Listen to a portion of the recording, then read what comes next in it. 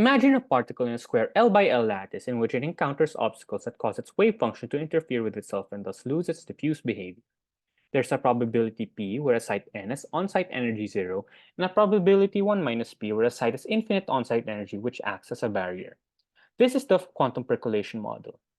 This visualization suggests that the distribution of zero on-site energies and infinite on-site energies affect the wave function's diffusion. We can model the particle on the largest cluster of zero on-site energies using tight-binding Hamiltonian. V has dimensions of energy. Then, we can measure how diffuse or localized the wave function of the system is using the degree of localization. Now, let's study the geometric structure of the clusters. We also introduce a new quantity known as the deviation from the radius, which measures how spread out a cluster is. This is its expression, but a visualization will help us understand it more. Here, the red dot is the center of mass.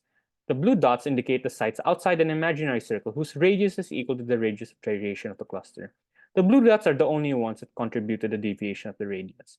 Counting black sites gives the size, and counting gray sites gives the perimeter.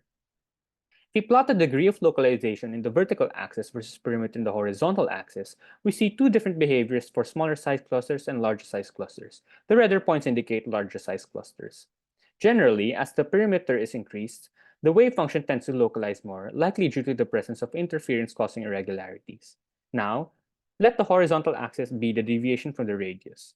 Those two plots point to the fact that irregularities are more associated with how a wave function localizes rather than how spread out it is.